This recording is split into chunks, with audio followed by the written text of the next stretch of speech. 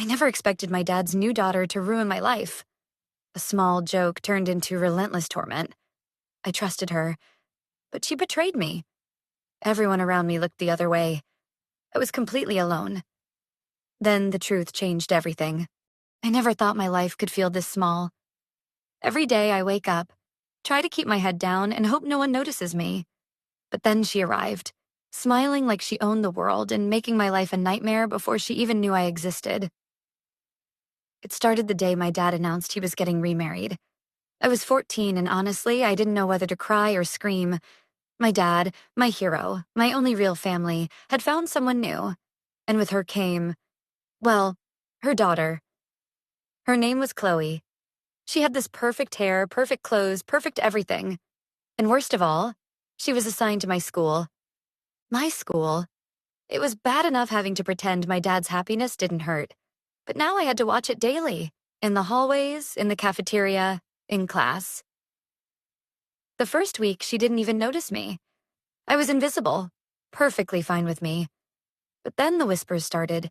She'd make jokes at my expense, not realizing I was sitting just a few desks away. At first, I tried to ignore it. I told myself, she doesn't even know me. But then came the lunchroom. "Hey, loser, is that the best outfit your grandma could find you?" She laughed, tossing her perfectly straight hair over her shoulder. A few people snickered. My cheeks burned and I slumped lower in my seat, wishing I could vanish. I clenched my fists. Don't cry. Don't show her that she wins. After lunch, I followed her out of the cafeteria, hoping to avoid her for the rest of the day. That's when she spotted me. "Wait, you live on Maple Street?" she asked, feigning curiosity.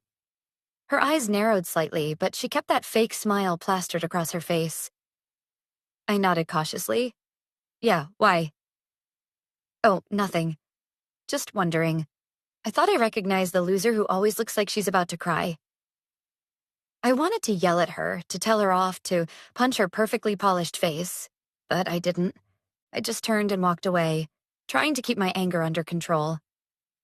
That night, at home, I overheard my dad on the phone. "Yes, she's adjusting fine. Chloe's been, well, she's great," he said. His voice was cheerful, but I could hear the exhaustion beneath it. I sank into my room, staring at the ceiling.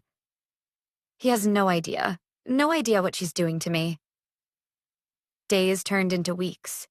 Chloe seemed to have a special talent for tormenting me. She'd accidentally trip me in the hallway, spill water on my backpack, whisper cruel things about my family in front of other kids. Every day felt like a new humiliation. One Friday, she cornered me by the lockers.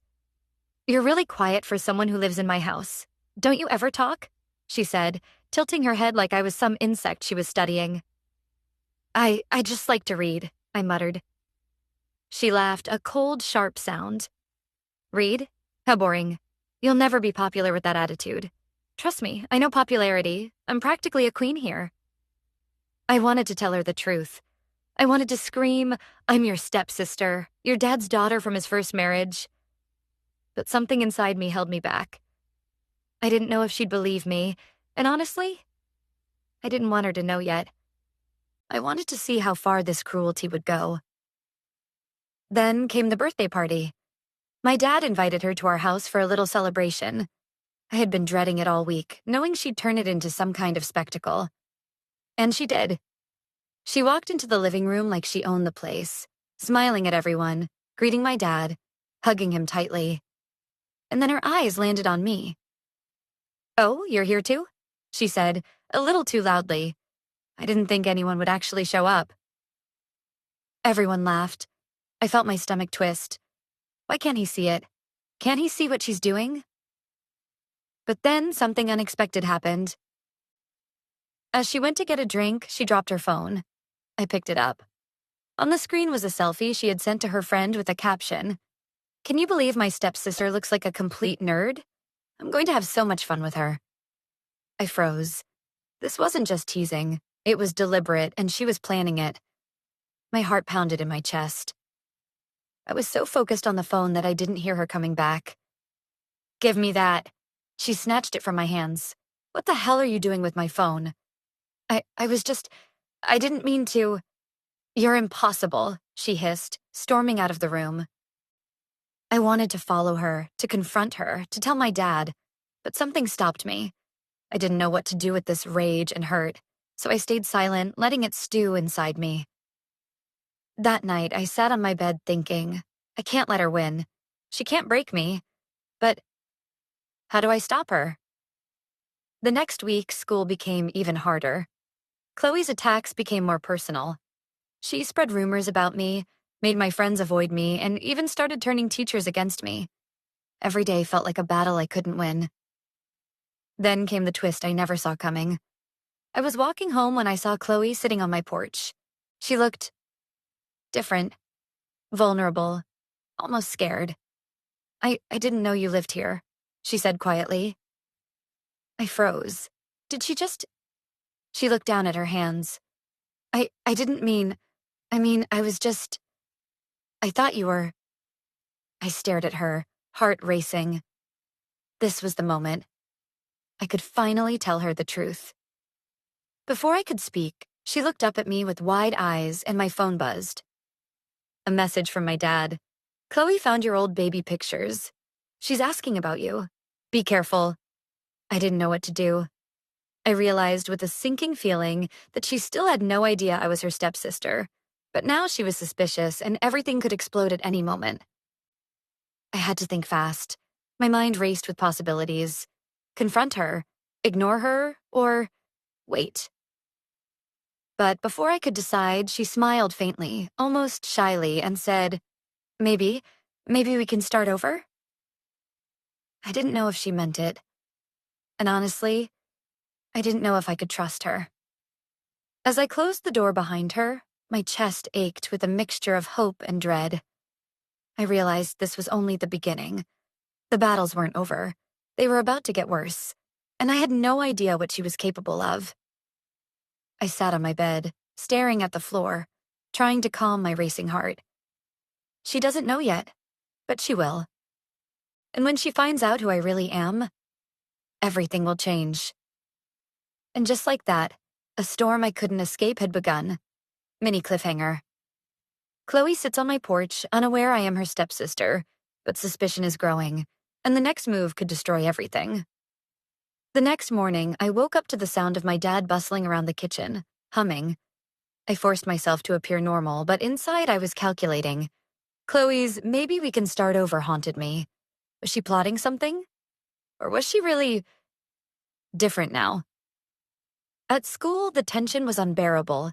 Chloe had shifted her gaze in my direction several times, and I could see her whispering to friends, pointing at me. My stomach twisted. She didn't know I was her stepsister, but it was only a matter of time before she figured it out. By third period, I had made a decision. I would confront her. Not in anger, not in fear, but to see the truth in her eyes. I found her in the library, pretending to study. I leaned against the bookshelf, heart hammering. "Chloe," I said, voice steady. She looked up, startled. "Oh, hi." I took a deep breath. "Do you even know who I am?" Her eyes narrowed. I know you're my stepsister's. My dad's daughter," I thought. I let out a bitter laugh. "You thought I was just some random girl to pick on?" "Chloe, I'm your stepsister. Your dad's daughter from his first marriage." Her face went pale and she stumbled back a step. "Wait, what?" I could see it dawning on her. Shock, disbelief, and maybe fear.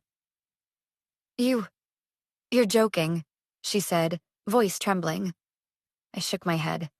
"I'm not. And all the things you've done, mocking me, spreading rumors, making my life miserable.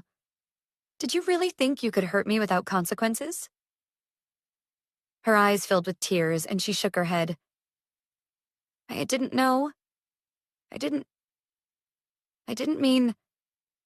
"Maybe you didn't," I said softly, "but that doesn't erase the months of pain. And now you have to face it." She dropped her head into her hands, and for the first time, I felt something shift between us. Something unspoken, fragile but real. but just as I was about to say more, the library doors burst open. My dad stood there, a mixture of confusion and concern on his face. "Girls, what's going on?" he asked, stepping inside. I swallowed hard. Do I tell him everything? Do I let Chloe confess? Before I could answer, Chloe looked up at him. "Dad, I think I was really mean to her? I didn't know she was—" Her voice cracked and she struggled to continue. My dad's eyes widened as he pieced it together. "Wait, you're her stepsister?" I nodded, biting my lip. "Yes, Dad. And she bullied me all this time. She didn't know, but she did." He looked at Chloe, stern and silent. She nodded miserably, tears streaming down her face. That's, I don't know what to say," he whispered. "I know what to say," I said, surprising even myself. "Chloe, you need to make this right. Not for me, but for yourself. You have to earn back the trust you destroyed." She nodded, barely able to speak. I'll try. I'm sorry. I really am." For a moment, everything felt like it might be okay. Maybe forgiveness was possible. Maybe our family could survive this. But then, it all fell apart. A message popped up on my phone, from an unknown number. "She doesn't deserve forgiveness. I warned you. Stay away from her." My heart stopped. I didn't recognize the number, but the tone made my skin crawl. Someone else knew.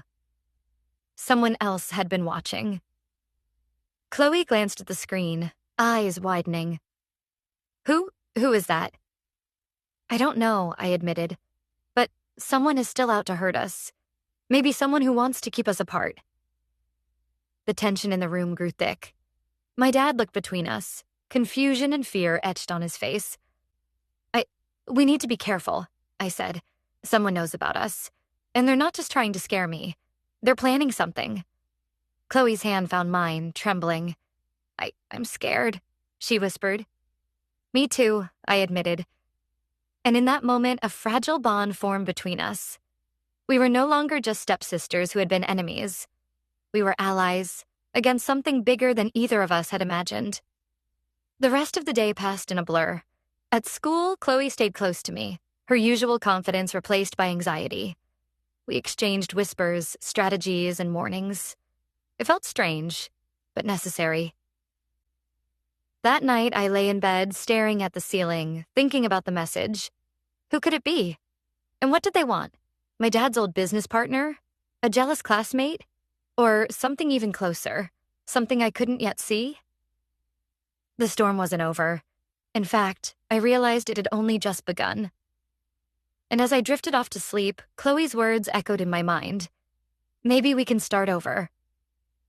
I wasn't sure if we could, but one thing was certain. We had to face this together. And someone out there was making sure we didn't succeed. Mini cliffhanger.